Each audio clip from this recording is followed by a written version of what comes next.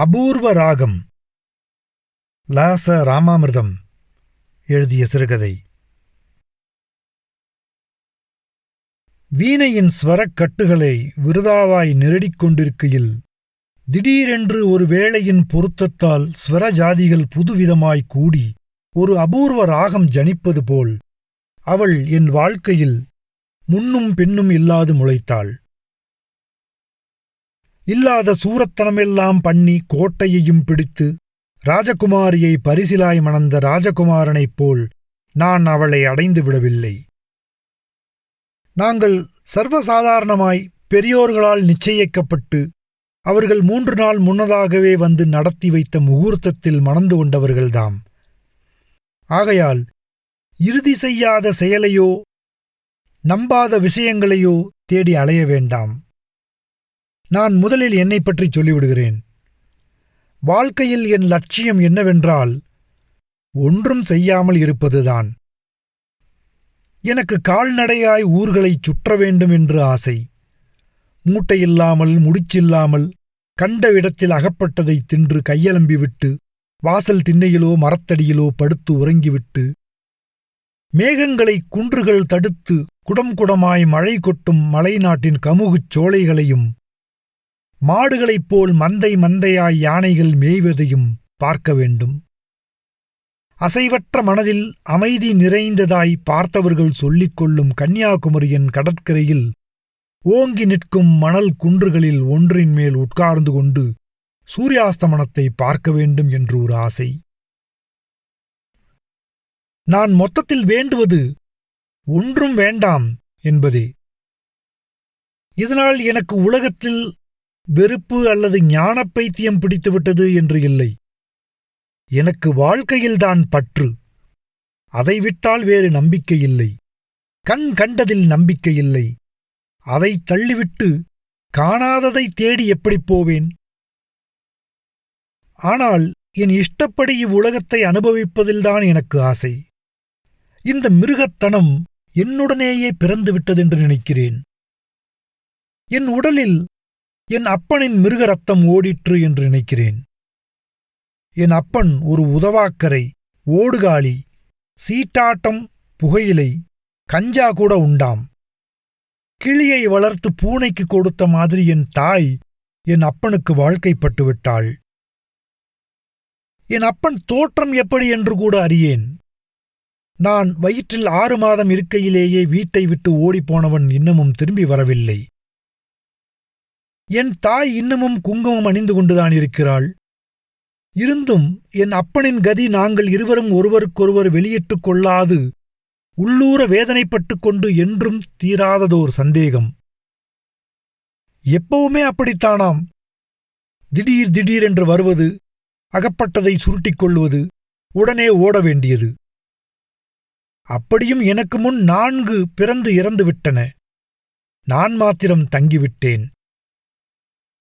பணத்தெம்போ மனிதத் துணையோ இல்லாது என்னை வளர்த்து படிக்க வைத்து உலகத்தாரோடு ஒருவனாய் சமமாக்கிய மகத்தான பெருமை என் தாயை சாரும். அவளில்லாது நான் இல்லை.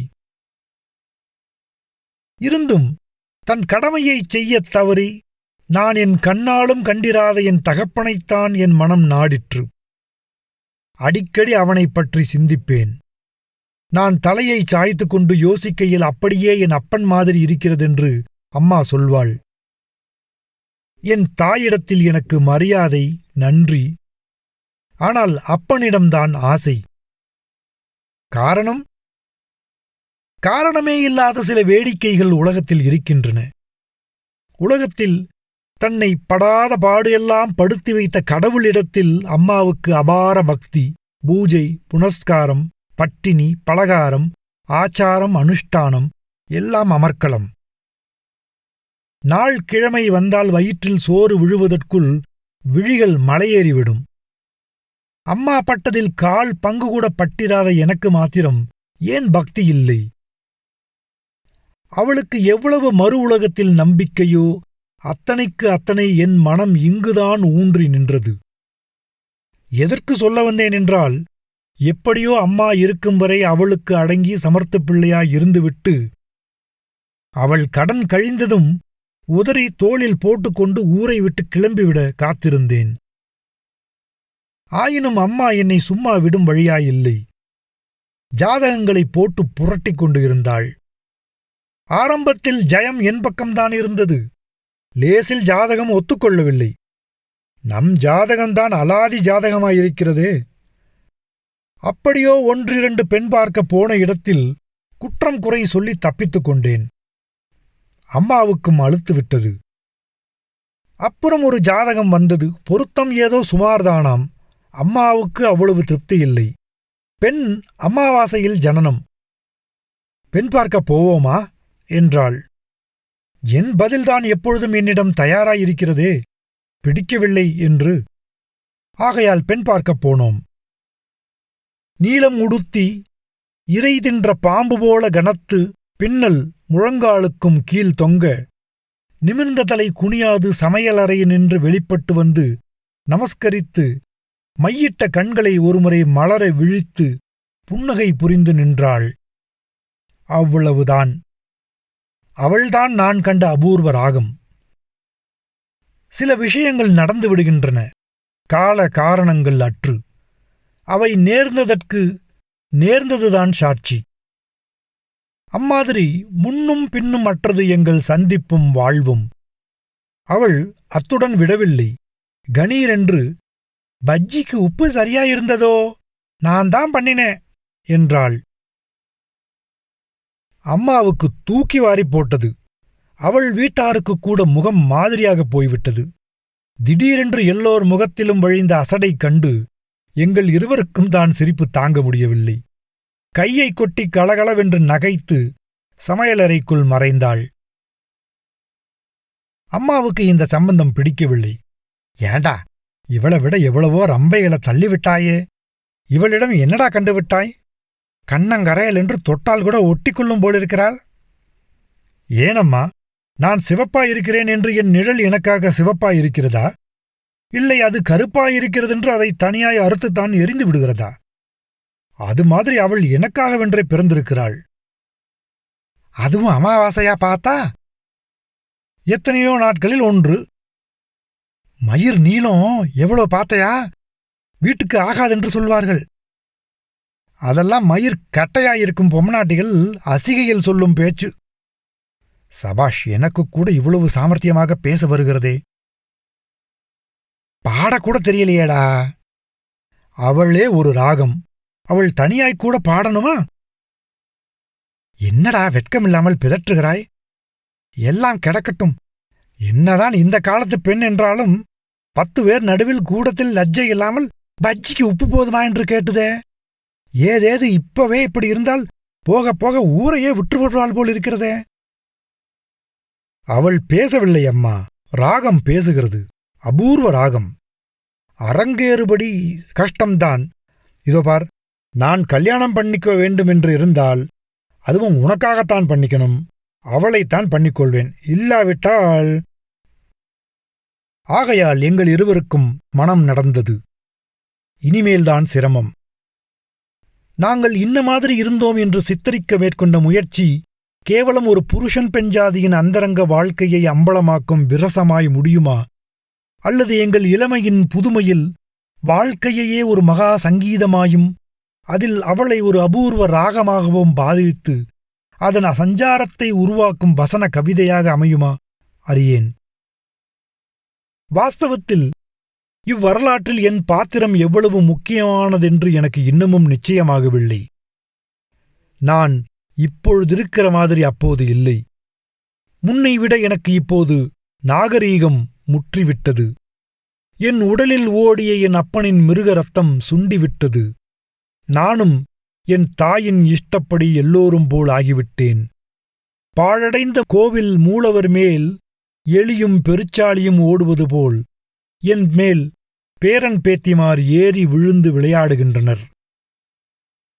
கடன், வியாதி, கவலை, குடும்பம் எல்லாம் பெருத்துவிட்டன. இத்தனைக்கும் இடையில் நான் அவளைப் பற்றி நினைப்பதும் இல்லை.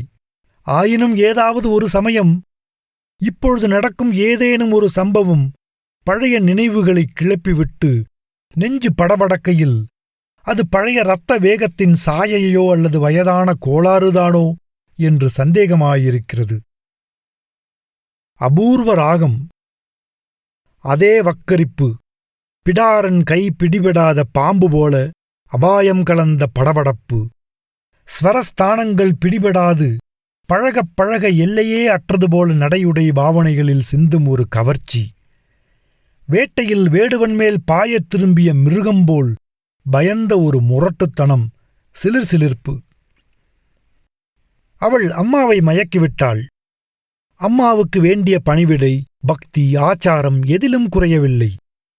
வந்த புதிதில் ஏதோ ஒரு விசேஷ தினத்தன்று படங்களுக்கு பூச்சூட்டி விளக்கு ஏற்றி எதிரில் நிவேதனங்களை வைத்துக்கொண்டு அம்மா ஒவ்வொரு நாமமாய் அட்சர சுத்தமாய் சாவதானமாய் சொல்லி அர்ச்சித்துக் கொண்டிருக்கையில் என் வயிற்றில் பசி எலிபோல் பிராண்டுகையில் அவள் கண்களை மூடி கற்பூரக் கொழுந்தென அசைவற்று நிற்கும் பரவசம் கண்டு பகீரென்றது. அம்மா ஏதோ காரியமாய் பின்கட்டுக்குச் சென்றதும் சமையலறையில் நுழைந்தேன். நான் ஒரு பாவி என்று ஆரம்பித்தேன். மூடுசுளையாய் பேசுவதிலேயே எனக்கு ஒரு ஆசை. நான் இதுவரை அவளிடம் பளிச்சென பேசியதில்லை. மிருகங்கள் வாய் திறவாது ஒன்றை ஒன்று புரிந்து கொள்வது போல் நாங்கள் அர்த்தமற்ற அல்லது அர்த்தம் மறைந்த வார்த்தைகளை பேசியே ஒருவரை ஒருவர் அர்த்தம் கண்டுகொள்வதில் ஒரு இன்பம். நான் ஒரு பாவி என்றேன் மறுபடியும். இது ஒரு புண்ணிய நாடு. காரைக்காலம்மையார், மங்கையர்க்கரசி, சக்குபாய், மீராபாய், அகமுடையான்களை கரையேற்றிய புண்ணியவதிகள் பிறந்த நாடு என்றேன். என்னை மறந்துவிட்டீர்களே என்றாள். ஆம், நான் ஒரு பாவி. நல்ல வழிகாட்ட ஒரு நல்ல மனைவி இருந்தும் கரையேற இயலாது தவிக்கிறேன். எனக்கு கிடைத்திருக்கும் பாக்கியம் எனக்கு தெரியவில்லை. பசி கண்ணை மறைக்கிறது. என்னை ஆட்கொள்ளல் வேண்டும். பக்தரே, பசியை மெச்சினேன். நான் தொழும் கடவுளை உமக்கு காண்பிக்க யாதொரு ஆட்சேபனையும் இல்லை. எங்கே எங்கே என் பூனை கண்ணுக்குத் தெரியவில்லையே என்று இரு கைகளையும் நீட்டிக்கொண்டு மிரள மிரள விழித்து பிரலாபித்தேன். அவர் தூணிலும் இருப்பாரா, துரும்பில்தான் இருப்பாரா? இல்லை, வெண்கலப் பானையில் இருக்கிறார் என்று சிப்பல் தட்டை நீக்கி உள்ளிருக்கும் சர்க்கரை பொங்கலை காண்பித்தாள். ஆஹா, தரிசித்தேன். என் வாயில் ஆனந்த பாஷ்பம் ஊறுகிறதே. சுருக்க அவரை இலையில் வட்டியுங்கள், வட்டித்து விடுங்கள். அவருடன் நான் கலக்க முடியாவிட்டாலும் அவர் என்னுடன் கலந்து விடட்டும். பக்தரே, பதறாதீர். புண்ணியவதிகளுக்கும் பசிக்கும் என்பதை மறந்துவிடாதீர் என்ற அவள் என்னை கையமர்த்திவிட்டு 2 விரலால் ஒரு கவளம் வழித்து வாயில் போட்டுக்கொண்டு விரலை தொண்டை வரைக்கும் கொடுத்துச் சப்பிய பொழுதுதான் எனக்கு நிம்மதியாயிற்று. இதுவும் ஒரு மிருகம்தான். மிருகம், மிருகம். எத்தனை தடவை சொன்னாலும் அழுக்க மாட்டேன்கிறது. உயர்ந்த ஜாதி காட்டு மிருகம். நின்ற விடத்தில் நிற்க மாட்டாள். உடலையும் உள்ளத்தையும் மிஞ்சிய வேகம் அவளை அழைத்தது. நாவற்பழம் போன்ற பளபளக்கும் கண்களும், இயற்கையாகவே காரியங்களிலும் உடலிலும் விறுவிறுப்பும், சிற்சில சமயங்களில் உலகத்தின் மெதுவை தாங்க பொறுமையற்று முகம் சுளிக்கையில் அதில் குறுகுறுக்கும் களையும், தொம்மங்கூத்தாடி சாட்டை போல் தடித்து முழங்காலுக்கு கீழ் தொங்கும் பின்னலும், அபூர்வ ராகத்தின் ஜீவஸ்வரமாய் அவள் கூந்தல் விளங்கிற்று. பின்னால் வெறுமென முடிந்தால் ஒரு பெரும் இளநீர் கணத்துக்கு கழுத்தை அழுத்திக் கொண்டிருக்கும். பின்னலை எடுத்துக் கட்டினால் கூடை திராட்சையை அப்படியே தலையில் கவிழ்த்தது போலிருக்கும். நாங்கள் எப்படியும் தெருவில் போனால் திரும்பிப் பாராதவர் இல்லை. அதுவே லஜ்ஜையை உண்டு பண்ணும். அம்மாவுக்கு அம்மயிரை பின்ன பின்ன ஆசை. விதவிதமாய் பூவாங்கி வைத்து பின்னுவாள். பின்னி முடிவதற்குள் தோள்பட்டை விட்டுவிடும். ஒவ்வொரு வெள்ளிக்கிழமையும் ஒரு பாடு. தலைக்கு மாத்திரம் எண்ணெய் தனியாகத் தேய்த்து துணி துவைப்பது போல் அம்மிக்கல்லின் மேல் கூந்தலை குமுக்கி ஒரு கட்டையால் எண்ணெய் விட அடித்து அலசுவாள். உலர மறுநாள் ஆகும். கூந்தலை முடித்துப் படுக்க இயலாது. முடிச்சை அவிழ்த்து கட்டிலுக்கு வெளியே தொங்கவிட்டுத்தான் படுக்க வேண்டும். ஓரிரவு விழித்துக் கொண்டேன். மயிர் பெருந்தோகையாய் படர்ந்திருந்தது. மெதுவாய் தொட்டேன். சரியாய் 3 அங்குல ஆழத்திற்கு கை அழுந்திற்று. விடிவிளக்கின் மங்கிய வெளிச்சத்தில் அதை பார்த்தால் ஏதோ எங்கேயோ வறண்ட பூமியில் குன்றுகள் தடுத்து குடம் குடமாக பெய்ய ஏகமாய் தண்ணீரை ஏற்றிக்கொண்டு செல்லும் மேகம் போல. அவள் முகத்தில் தவழ்ந்த புன்னகையிலிருந்து அவள் விழித்துக் கொண்டு விட்டாள் என்று கண்டேன். ஆனால் கண்ணை திறக்கவில்லை. என் கவி என்ன யோசனை பண்ணுகிறது? நான் அவளை ராகம் என்பதால் அவள் என்னை கவி என்று கேலி செய்வாள். பெருத்த யோசனைதான். உன் மயிர் உன்னை விடக் கருப்பா அல்லது நீ அதை விடக் கருப்பா? கண்ணை விழிக்காது அவள் புன்னகை புரிவது எவ்வளவு அழகாயிருக்கிறது. சின்ன குழந்தை தூக்கத்தில் சிரிப்பது போன்று. இந்த யோசனை கொஞ்சம் தாமதமாய் வருகிறது. ஏனோ? என்னை கட்டிக்கொண்ட பொழுதே தோன்றியிருக்க வேண்டாமா? உன் கருப்பின் இருள் என் மனத்தில் புகுந்து அந்த சாயத்தில் என்னை குருடாக்கிவிட்டதே. ஆனால் எனக்கு வெளிச்சம் வேண்டாம். இவ்விருள் என் மனதில் எப்போதுமே நிறைந்து இருக்கட்டும். நான் அவள் பக்கமாய்ச் சாய்கையில் அவள் வைர மூக்குத்தி ஜொலித்தது. தாழம்பூவின் மனம் மனத்தை மயக்கியது. மூடிய கண்ணை திறவாது அவள் என் கையை நாடி விரலோடு விரல் பின்னி இழுத்து மார்பின் மேல் வைத்துக் கொண்டாள். பாருங்கள், நான் கருப்பாயிருந்தால் என்ன? என் இதயம் உங்களுடையது மாதிரியேதான் துடிக்கிறது. வேணுமானால்... நன்றாய்த்தான் துடிக்கிறது. கருப்பாயிருப்பவர்களில் இரத்தத்திற்கே படபடப்பு அதிகம் என்று சொல்வார்கள். நான் கருப்பாயில்லையே என்றுதான் எனக்கு இருக்கிறது.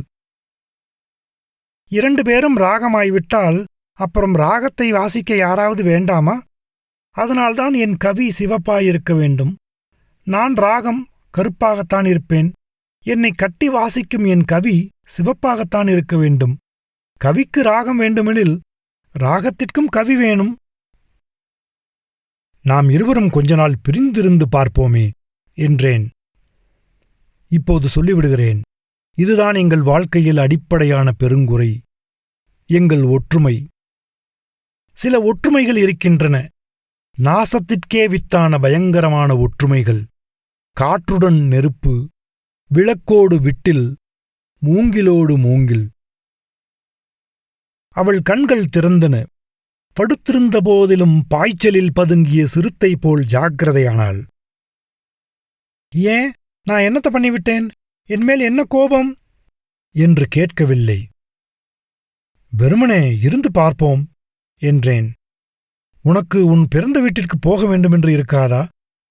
நீ எனக்கு வைத்திருக்கும் சூனியத்திற்கு எவ்வளவு சக்தி என்று நான் அறிந்து கொள்ள வேண்டாமா? எனக்கே சரியாக புரியவில்லை. அவளை ஏன் பிறந்த வீட்டுக்குப் போகச் சொன்னேன்?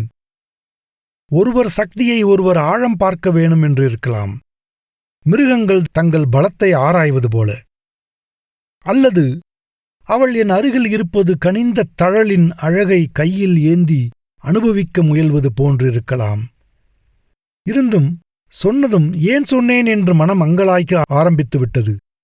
அவள் என்னை தகித்தாலும் அவளை விட்டு பிரிய மனம் வரவில்லை. அரைக்கணம் ஒளி மங்கினாற்போல் இருந்தது. இருந்தும் இங்குதான் இருப்பேன் என்று முரண்டவில்லை. அப்படிச் சொல்ல மாட்டாளா என்று என் மனம் ஏங்கிற்று. ஆனால் அவள் விட்டுக் கொடுக்காமல், அப்படியே போய்விடுகிறேன் என்று சொல்லிவிட்டு திரும்பி படுத்துக் கொண்டு விட்டாள். அம்மாவுக்கு அவள் ஊர் போகும் காரணம் தெரியாது. எங்களுக்கே தெரியவில்லையே.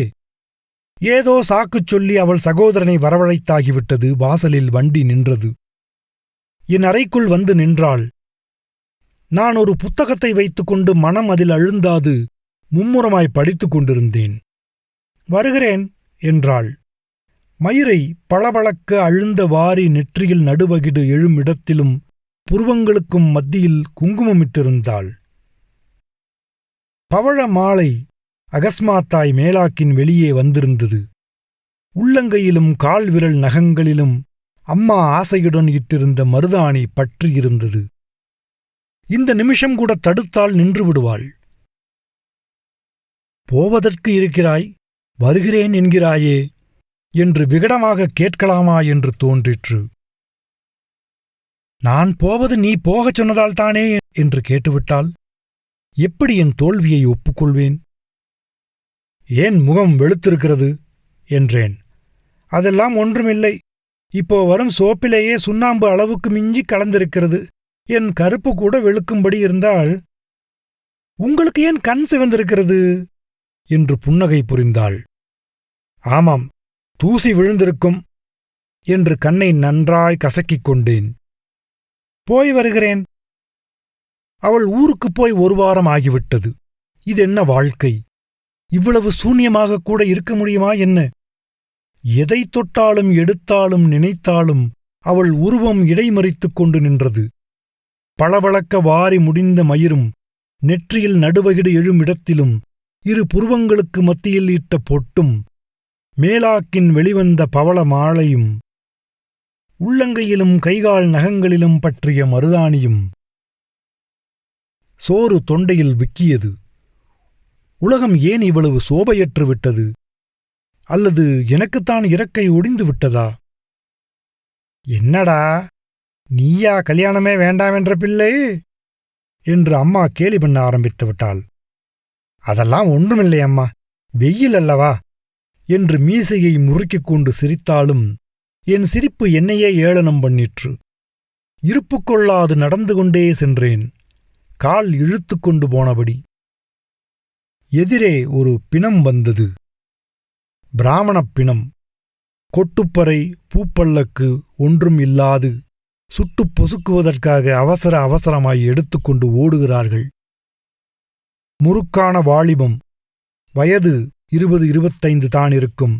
ரொம்ப கிடக்கவில்லை, முகம் சுண்டவில்லை, தூங்குகிறாற் போலிருந்தது.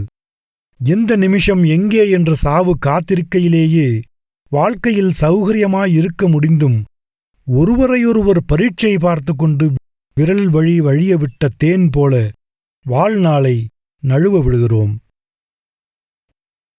என்னால் பிரிந்திருக்க முடியாது. அவளை எப்படியாவது திருப்பி வரவழைத்துக் கொள்ள வேண்டும்.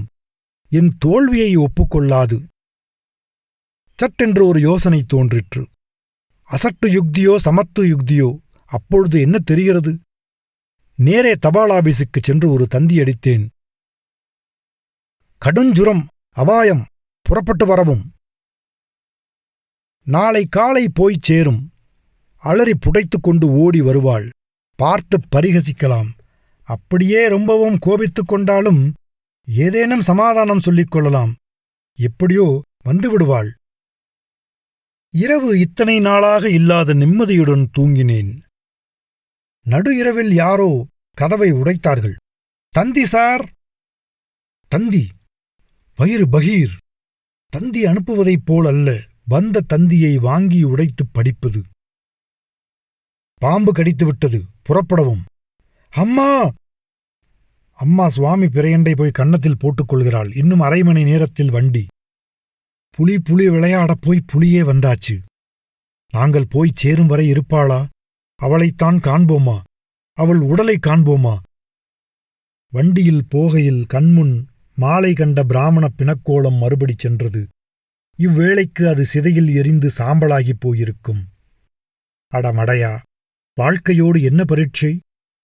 எந்த நிமிஷத்தில் எங்கே என்று சாவு காத்து கொண்டிருக்கிறது. விதி வினை எல்லாம் ஒரு பக்கம் இருக்கட்டும். நீ அவளை அவள் வீட்டுக்கு அனுப்பாமல் இருந்தால் பாம்பு கடித்திருக்குமா? ஏன் எங்கள் செயல்கள் எல்லாம் அர்த்தமற்று இருக்கின்றன? வண்டியை விட்டு இறங்கினோம். அவள் வீட்டிலிருந்து யாராவது வந்திருந்தாலும் வந்திருக்கலாம். குனிந்த தலை நிமிர மறுத்தது. என்மேல் ஒரு பிடி விழுந்தது. அவளேதான். என்னை இறுக கட்டிக்கொண்டு கதறினாள். எங்களைச் சுற்றி கூட்டம் கூடிவிட்டது கூட எங்களுக்குத் தெரியாது. நாங்கள் இங்கு இல்லை. மாமனார் முகத்தில் எள்ளும் கொள்ளும் வெடித்தது. என்னையா சுத்த மடையன் மாதிரி வேலை செய்திருக்கிறீர்? என் குழந்தை தவித்த தவிப்பு எனக்கல்லவோ தெரியும். இது என்ன இது? எனக்கு ஒன்றுமே புரியலையே என்றாள் அம்மா. பாவம், அவளுக்கு கொஞ்சம் கூட பிடிக்கவில்லை. என்னவா? இதோ பாரும் உங்கள் பிள்ளை சமர்த்தை என்று தந்தியை அம்மா முகத்தெதிரே ஆட்டினார். இரவெல்லாம் அழுது அழுது என் குழந்தை முகமெல்லாம் வீங்கிவிட்டது. அவள் பட்ட அவஸ்தையை பார்த்தால் ஏரோப்ளேன் இருந்தால் கூட புறப்பட்டு விடலாம் போல உடம்பு பரபரத்தது. இருந்தும் காலையில்தான் வண்டி. உங்கள் பிள்ளை கல் மாதிரி உடம்பை வைத்துக்கொண்டு சுவாசம் இழுத்து கொண்டிருக்கிறதென்று தந்தி அடித்தால் நன்றாயிருக்கிறதா? இவர் என்ன சின்ன குழந்தையா? சரிதானப்பா, ரொம்ப ரொம்ப குதிக்கிறேள. எனக்கு மாத்திரம் பாம்பு கடித்ததா? தந்தி நீங்கள் தானே அடித்தீர்கள், மறந்து போச்சா? மாமா பின்னடைந்தார். எல்லாம் நீ படுத்தின பாடுதானே. அம்மா முகத்தில் அருவருப்பு தட்டிற்று. என்னடா அம்பி, இந்த காலமே இப்படித்தானாடா என்றாள். ஏன் எங்கள் செயல்கள் அர்த்தமற்று விடுகின்றன? சின்ன குழந்தைகளுக்குச் சொல்ல அவர்கள் முழு மனத்துடன் நம்பும் ராஜாராணி கதை போல எங்கள் வாழ்க்கை. சிற்சமயங்களில் கடற்கரையில் சூரியனுடைய சப்த வர்ண ஜாலங்கள் மிளிர்ந்து காற்றில் நடுநடுங்கும் இலை நுரை போன்ற நலுங்கிய அழகு. துக்கம் அதிகமானாலும் பைத்தியம்தான், சந்தோஷம் மிஞ்சினாலும் பைத்தியம்தான், பித்துப்பிடித்தவனும் பைத்தியம்தான். இவர்களில் நாங்கள் எவர்? கோடை முடிந்து மாறி வந்துவிட்டது. அம்மா யாரோ 4 பேர் தீர்த்த யாத்திரை போகிறார்கள் என்று சேர்ந்து கிளம்பிவிட்டாள். போகும் இடத்துக்கு புண்ணியம் தேட வேண்டும், சாவிற்கு எப்பொழுதும் தயாராயிருக்க வேண்டும், கடவுளிடத்திலே கணக்கு சரியாக ஒப்பித்தாக வேண்டும். இதெல்லாம் அம்மாவின் கொள்கை. இங்கிருக்கையிலேயே மறு உலகின் சிந்தைதான் அவளுக்கு. ஆகையால் தான் போக வேண்டும். ஆனால் என் காரணங்களே வேறு என்று புள்ளி போட்டிருந்த இடங்களெல்லாம் பார்க்க அம்மாவுக்குத்தான் வாய்ப்பு முதலில் கிட்டிவிட்டது. தென்னாடெல்லாம் சுற்றிய பிறகு காசி, கயா, பிரயாகை வரை போய் வருவதாக திட்டம். அம்மா எங்களை தனியாய் விட்டுச் சென்றதே விபத்தாய் முடிந்தது. மிருகங்களாகிய எங்களை கட்டி ஆள யாருமில்லை. மழை அந்தச் சமயம்போல். ஆனால் எப்போது பெய்தாலும் அப்படித்தான் சொல்கிறோம். எப்போதும் பெய்ததில்லை. தெருவில் வெள்ளம் முழங்கால் ஆழத்திற்கு ஓடிய வண்ணம் இருந்தது. 2 வாரங்களாக சூரியனை கண்டவரே இல்லை. பகலிலும் இருள் கனத்து தேங்கிற்று. மழை விடாது பெய்து கொண்டிருந்தது. வீட்டிற்குள் அடைந்து கிடந்தோம். கூட்டில் அடைத்தது போல் மாடிக்கும் கீழுக்குமாய் அலைந்து வெதும்பினோம். 15ஆம் நாள் இரவு ஏதோ விளக்கண்டை உட்கார்ந்து படித்துக் கொண்டிருந்தோம். ஜன்னலும் கதவுகளும் படார் படார் என்று மோதிக்கொண்டன. புயல் மரங்களினூடே பாய்ந்து ஊளையிட்டது. புத்தகத்தை அலுப்புடன் டப் என்று மூடிவிட்டு, வெளியே போவோமா என்றாள். எங்கே போகிறது? சினிமா கினிமா எல்லாம் மழைக்கு பயந்து மூடி தொலைத்திருக்கிறானே. கடற்கரைக்கு போவோம் என்றாள். போவோம். புயலில் குடையை கொண்டு போகச் சாத்தியமில்லை. தூறல் முகத்தில் சாட்டை அடித்தது. தெருவிளக்கின் வெளிச்சத்தில் குடைக்கம்பி கனத்தில் பளபளத்துக் கொண்டு பூமிக்கும் வானத்திற்கும் ஜல்லி கட்டியது போன்றிருந்தது. தெருவில் ஜலம் பிரவாகமாய் ஓடியது. சாபம் பிடித்தது போல் தெரு வெறிச்சென்று இருந்தது. இந்த மழையில் எங்களைத் தவிர எவன் கிளம்புவான்? எதிர்காற்றில் முன் தள்ளிக் கொண்டு ஒருவரை ஒருவர் இறுகித் தழுவியவாறு ஜலத்தில் இழுத்து இழுத்து நடந்து சென்றோம். இடையிடையே இடியில் பூமி அதிர்ந்தது. கடலில் அலைகள் மதில்கள் போல் எழுந்து மனிதனின் ஆசை கோட்டை போல் இடிந்து விழுந்தன. எங்களை வாரி வாயில் போட்டுக்கொள்ள வேண்டுவது போல துரத்திக் கொண்டு ஓடி வந்தன. ஏமாற்றமடைந்த அரக்கனின் ஆத்திரம் போல அவைகளில் கோஷம் காதை செவிடுபடுத்திற்று. ஒரு அலை அவளை கீழே தள்ளிவிட்டது. வெறிகொண்டவள் போல சிரித்தாள். ஜலத்தின் சிலுசிலுப்பு சதையில் ஏறுகையில் நெருப்பைப் போல் சுரியலெனப் பொரிந்தது. புயலில் எங்கள் அங்கங்களே பீய்ந்துவிடும் போலிருந்தன. திடீரென்று இடியோடு இடி மோதி ஒரு மின்னல் வானத்தின் வயிற்றை கிழித்தது. இன்னமும் என் கண்முன் நிற்கிறது அம்மின்னல். மறைய மனமில்லாமல் தயங்கிய வெளிச்சத்தில் நான் கண்ட காட்சி. குழுமிய கருமேகங்களும் காற்றில் திரைபோல் எழும்பி குளவியாகக் கொட்டும் மணலும் கோபக் கண்போல் சமுத்திரத்தின் சிவப்பும் அலைகளில் சுழிப்பும் அடிபட்ட நாய்போல காற்றின் ஊளையும் பிணத்தண்டை பெண்கள் போல ஆடி ஆடி அலைந்து அலைந்து மரங்கள் அழும் கோரமும். இத்தனைக்கும் மூல காரணி போல் அவள் நிமிர்ந்து நின்றாள். அவள் ஆடை உடலிலிருந்து பீய்ந்துவிடும் போல பின்புறம் விசிறி விரிந்து காற்றில் தோகை போல் விரைத்து நின்று படபடத்தது. பிதுங்கிய சிற்பம் என அங்க அவயவங்கள் நிமிர்ந்து கொண்டு நின்றன. மின்னலின் வழி விசும்பு நின்றிழுந்த விண்ணிலோகத்தவள் போலிருந்தாள். ஜலமேறி அடையாய்க் கனத்த கூந்தல் காற்றின் மிகுதியில் நட்சத்திர வாள் போல் சீரிற்று. இவ்வியற்கையின் இயக்கத்தில் அவளும் சேர்ந்து இழைந்து புயலுடன் நின்றாள். மின்னல் மறைந்தது. வெடவெடக்கும் குளிரில் பற்கள் கிளுகிளுப்பை கற்கள் போல கடகடக்க ஆரம்பித்துவிட்டன. புயல் எங்களை வீட்டிற்கு தள்ளிக் கொண்டு போயிற்று. உடலில் பிசினாய் ஒட்டிக்கொண்ட ஆடையை களைந்து வேறு உடுத்துவதற்குள் போதும் போதும் என்றாகிவிட்டது. காலையில் எழுந்திருக்கையிலேயே வெகுநேரம் ஆகிவிட்டது. உடல் கணு கணுவாய் தெரிக்கும் வழியில் எழுந்திருக்கக்கூட முடியவில்லை. அவள் எழுந்திருக்கவில்லை. கடற்கரைக்கு உலாவப் போனது எப்படி இருக்கிறது என்றேன். கண்கள் மூடியபடியே புன்னகை புரிந்தாள். அவசரமாய் வேலைக்குப் போனேன். நான் மாலை திரும்புகையில் வீட்டில் சந்தடி இல்லை. கட்டிலில் நான் விட்டுப் போனபடியே படுத்திருந்தாள். கண் திறக்கவில்லை. பகீரென்றது. என்னடி? நெற்றியில் கை வைத்தேன். மழுவாய் காய்ந்தது. மூச்சு இருந்ததே ஒழிய பேச்சு இல்லை. கருமான் பட்டரை போல் ஆவியடிக்கும் அனல் மூச்சு. டாக்டர் வந்து என்னவோ புரட்டி புரட்டி பரீட்சை செய்து பார்த்தார்.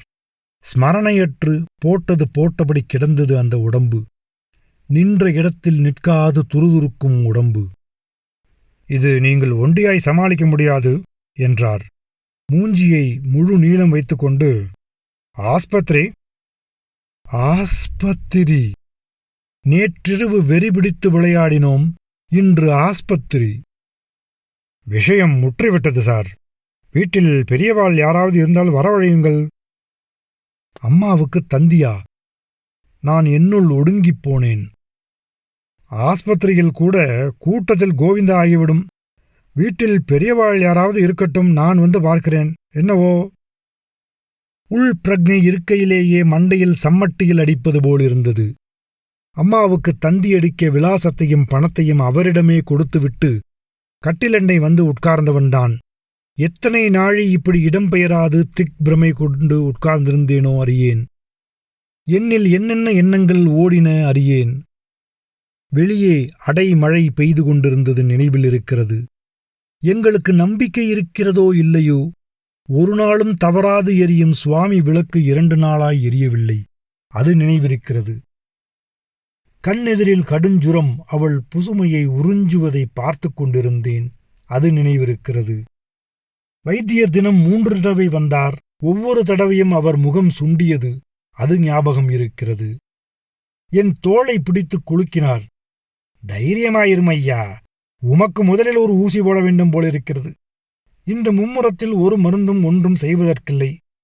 இன்று ராத்திரி தாண்டனும். நீர் கூடிய வரைக்கும் தெம்பாயிரும். நீங்கள் இப்படி இருந்தால் அப்புறம் படித்தவனுக்கும் படியாதவனுக்கும் என்ன வித்தியாசம் இருக்கிறது? நாங்கள் படித்தவரும் இல்லை, படியாதவரும் இல்லை. நாங்கள் மிருகங்கள். இளம் வயது, அதுதான் தாக்கு பிடிக்க வேணும். உங்க அம்மா வந்து விட்டாரா? அம்மா மாலை அஸ்தமன வேளைக்கு வந்தாள். என்னுடன் பேசவில்லை. கட்டிலில் படுத்திருந்தவள் முகத்தை ஒரே ஒரு முறை பார்த்தாள். நாடியை தொட்டாள். நேரே குழாயடிக்குப் போய் ஸ்நானம் பண்ணினாள். நெற்றிக்கிட்டு கொண்டு சுவாமி விளக்கை ஏற்றி வைத்து எதிரே உட்கார்ந்து விட்டாள். பிறகுதான் எனக்கு உள் பிரக்ஞை வெளியிலும் சிறுக சிறுக பரவி நினைவு தொடர ஆரம்பித்தது. 2 நாள் ஜுரம் அந்த உடலை சக்கையாய் சப்பி எரிந்து விட்டது. உருவம் கூட சிறுத்து விட்டது. மூச்சு நூல் இழைந்தது. படுத்ததிலிருந்து அந்த வாயினின்று ஒரு முனகல் கூட எழவில்லை. மிருகம் போலவே நோவை மௌனமாக அனுபவித்துக் கொண்டிருந்தாள். கூந்தல் கட்டிலிலிருந்து படுதா போல் இறங்கி வீழ்ந்து முகம் கண்ணாடி போல் ஒரே அடியாக தெளிந்து போயிருந்தது. அம்மா எழுந்து வந்து மருமகள் நெற்றியில் விபூதியை இட்டாள். என்னை, நீ போய் படுத்துக்கொள் என்றாள். நான் சின்ன குழந்தையைப் போல பேசாமல் ரேழித் திண்ணையில் படுத்துக்கொண்டேன். மணி 1, 2, 3, 4. அம்பி! அடிவயிற்றில் நெருப்பை அப்படியே கொட்டிற்று. அதே சமயம் வாசலில் டாக்டர் காரும் வந்து நின்றது. இருவரும் சேர்ந்து உள்ளே போனோம். அரைக்கண்ணாயிருந்த இமைகள் முழுவதும் மூடிவிட்டன. டாக்டர் நாடியை பிடித்துப் பார்த்தார். நன்றாக பரிசோதித்துப் பார்த்தார். அவர் முகம் மலர்ந்தது. ஜெயம் சார், கண்டம் தப்பித்தது சார். அம்மா ஏதோ பேச முயன்று கையை தூக்கி ஜாடை காட்டினாள். வாய் திறந்து திறந்து கண்கள் பெருகின. சுவாமி பிறையண்டை போய் தடாலென்று விழுந்துவிட்டாள். அது நினைவிருக்கிறது. உடம்பு படிப்படியாய் தேறி வந்தது. அம்மா கைராசியிலும் அம்மா போடும் பத்தியத்திலும் அம்மா பண்ணும் சம்ரட்சணையிலும் உயிரற்றது கூட உயிர் பெற்றுவிடும். இப்படித்தானே ஆயிற்று. எழுந்து நடமாட மாதம் ஆகிவிட்டது. அன்றுதான் படுக்கை நின்று எழுந்தபின் முதலாக தலைக்கு தண்ணீர் விட்டது. பிற்பகல் 3 இருக்கும். நான் கூடத்து ஊஞ்சலில் உட்கார்ந்திருந்தேன். பச்சை புடவை உடுத்தி உலர வளர்த்திய கூந்தல் முழங்கால் வரை தொங்க, இன்னமும் பஞ்சடைப்பு முற்றிலும் மறையாத கண்களில் கனிந்த பார்வையுடன் ஆடி அசைந்து நடந்து என் அருகில் வந்து ஊஞ்சல் சங்கிலியை பிடித்துக் கொண்டு நின்றாள். வெற்றிலையை கன்னத்தின் ஓரத்தில் அடக்கிக் கொண்டிருந்தாள். பளபளக்கச் சிவந்திருந்த உதடுகளில் புன்னகை பரவியது. கிடந்து தேறியது முதல் அவள் வசீகரம் முன்னிலும் பன்மடங்கு அதிகரித்திருந்தது. பழைய முரட்டுத்தனம் தணிந்து ஒரு தனி அடக்கமும் அமைதியும் வந்திருந்தன. கச்சேரி முடிவில் கார்வையும் மெருகேறிய குரலில் விஸ்தரிக்கும் ராகத்தின் கனிவை போல், நெருப்பில் நயம் துலங்கும் தங்கம் போல். நாங்கள் பேசவில்லை. பேச என்ன இருக்கிறது? இதயங்களில் அமைதி விளிம்பு கட்டியிருந்தது. அந்நிலையின் நிர்ச்சலத்தினாலேயே இந்த முத்தி நிலை இப்படியே இருக்குமா என்ற சந்தேகம் உடனே உண்டாகிவிட்டது. ஊஞ்சல் சங்கிலியை பிடித்திருந்த என் கைமேல் அவள் கை பொத்திற்று. குழந்தைகளா? அம்மா பூஜை அறையிலிருந்து கூப்பிட்டாள். என்ன காரணம் எங்களுக்கே தெரியவில்லை. சொல்லி வைத்தாற்போல் இருவரும் சேர்ந்தே நமஸ்கரித்தோம். அம்மா ஆசீர்வதித்தாள். உட்கார்ந்து கொள்ளுங்கள், ஒன்று சொல்லத்தான் உங்களை கூப்பிட்டேன். நாங்கள் பேசாது காத்திருந்தோம், சின்ன குழந்தைகள் போல. நீங்கள் 2 பேருமே ரொம்ப கஷ்டப்பட்டு விட்டீர்கள். சுவாமி புண்ணியத்தில் மழை போல் வந்தது, பனி போல் நீங்கியது. என் குழந்தை பிழைத்தது. அந்த திருப்பதி வெங்கடாஜலபதியின் கிருபைதான் தவிர வேறு என்ன சொல்ல இருக்கிறது? என்றைக்கும் ஒன்று வைத்துக் கொள்ளுங்கள். சுவாமி மேல் பாரத்தை போட்டுவிட்டு எதை செய்தாலும் அவர் பார்த்துக் கொள்வார். நாம் இவ்வளவாவது உண்டு உடுத்து உயிர் வாழ்வதே அவரால்தான். அவன் அன்றி ஒரு அணுவும் அசையாது. எப்பவும் அவனை நம்புங்கள். அவனை நம்பி வேண்டிக் கொண்டேன். இவள் பிழைத்தாள். ஆகையால் இப்பொழுது வேண்டுதலையை நிறைவேற்றிவிட வேண்டும். அவன் தன்னால் செய்ய வேண்டியதைச் செய்துவிட்டான். நம்முடைய பிரார்த்தனைதான் பாக்கி. தெய்வத்திற்கு செலுத்த வேண்டியதை முன்னைக்கு முன்னால் செய்துவிட வேண்டும். அதை ஒத்திப்போடக்கூடாது. நான் தீர்மானம் பண்ணிவிட்டேன். ஞாயிற்றுக்கிழமை நல்ல நாளாய் இருக்கிறது. திருப்பதிக்கு புறப்படணும். இவள் மயிரை முடியிறக்குவதாக வேண்டிக் கொண்டிருக்கிறேன். தலை சுழன்றது. அம்மா இன்னும் ஏன் மூச்சு விடாமல் பேசிக்கொண்டே போகிறாள்? ஓரக்கண்ணால் என் பக்கத்தில் உட்கார்ந்திருந்தவளை கவனித்தேன். அவள் புன்னகை உயிரற்று அப்படியே உறைந்து போயிருந்தது. சிட்டுக்குருவி சிறகு போல் அடித்துக் கொள்ளும் இதயத்தின் பதபதப்பை அடைக்க ஒரு கை மார்பை நாடிப் போயிருந்தது. இன்னொரு கை குதிகால் சதையை இரத்தம் கசிவது கூட தெரியாமல் பீய்த்துக் கொண்டிருந்தது. நாளை ஞாயிற்றுக்கிழமை. இன்னும் 2.5 நாட்கள்தான் முழங்கால் வரை தொங்கும் மயிர், அபூர்வ ராகத்தின் ஜீவஸ்வரம். பிறகு இதென்ன கூந்தலுக்கா இவ்வளவு பிரமாதம்? இன்னும் 6 மாதமோ 1 வருஷமோ போல் தானே வளருகிறது. தவிர சுவாமிதானே சாக கிடந்தவளை காப்பாற்றிக் கொடுத்தார். அவருக்கு சேர வேண்டியதை செலுத்தித்தானே ஆக வேண்டும். எல்லோரும் வேண்டிக் கொள்ளவில்லையா? இதென்ன புதிதா? எல்லாம் புரிகிறது. ஆனால் இதெல்லாம் எங்களுக்கு வேண்டாம். நாங்கள் மிருகங்கள். அடுத்த நிமிடத்தில் எங்களுக்கு நம்பிக்கை கிடையாது. ஒவ்வொரு நிமிஷத்தையும் அந்தந்த நிமிஷத்திற்கு பூராவாக அனுபவிப்பதுதான் எங்களுக்கு அடிப்படையான இயல்பு. வளைந்து கொடுக்கும் பழக்கம் எங்களுக்கு இல்லை. நாங்கள் அடங்க வேண்டுமெனில் எங்களை ஒடித்துத்தான் ஆக வேண்டும். இந்த 2 நாளும் நாங்கள் இருவரும் இதைப் பற்றி பேசவில்லை. அவள் தன் மனதில் இருப்பதை விட்டுக் கொடுக்கவில்லை. சற்றே காற்றடித்தாலும் சப்திக்கும் முறுக்கேறிய தந்தி போல் அவள் ஒரு புதுக் கலகலப்பாயிருந்தாள். அவள் சிரிப்பில் கண்ணாடி உடையும் சத்தம் போல ஒரு சிறு அலறல் ஒலித்தது. இதைத் தவிர மற்றதெல்லாம் பேசினோம், சிரித்தோம், கும்மாளமடித்தோம். ஆயினும் இது தவிர வேறெதுவும் எங்கள் நினைவில் இல்லை. எனக்கு பேச வாயில்லையோ அல்லது சொல்ல வகையில்லையோ, நான் தனியனாகிவிட்டேன். அவள் இப்படி வேண்டியில்லாத ஒரு வனப்பில் ஜ்வலிப்பதை தடுக்கவோ தணிக்கவோ வழியில்லாது வெறுமனே பார்த்து தவித்துக் கொண்டிருந்தேன். மறுநாள் காலை வண்டி. இரவில் அறையில் நுழைந்தேன்.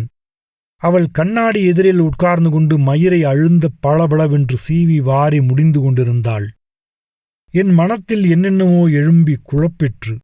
என்னை பார்த்து புன்னகை புரிந்தாள். உங்களை ஒரு கேள்வி கேட்க வேண்டும் என்று ரொம்ப நாளா எண்ணம் என்றாள். என்ன? நான் கிடந்தபோது ஏதாவது ஜன்னியில பிதற்றினேனா? அபஸ்வரம் பேசினேனா? அபூர்வ ராகத்திற்கு அபஸ்வரமே கிடையாது என்றேன். சரி, நான் அப்பொழுது இறந்திருந்தால் நன்றாயிருந்திருக்குமோ? இதென்ன கேள்வி? பதில் சொல்ல முடியுமா? சொல்ல தைரியமில்லையா? எப்படி நன்றாக இருந்திருக்கும்?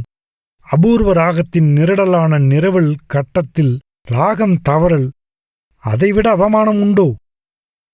ஆனாலும் பிடிப்பின் எடுப்பாய் பூராவும் இருக்க முடியுமோ? எதற்காக என்ன கேட்கிறாள் என்று புரிந்தும் புரியாது தவித்தேன். ராகம் தன் இயல்பு மாறாதவரை எப்படி இருந்தாலும் சுஸ்வரந்தான். இந்த மூடு மந்திரம் ஏன்? பளிச்சென்று சொல்லேன். கையில் சீப்பை வைத்துக்கொண்டு ஏற இறங்க என்னை ஒருமுறை மலர விழித்துப் பார்த்தாள். அங்கு 1000 கேள்விகள் குமுறின. இயல்பு என்று சொல்வதன் அர்த்தம் என்ன?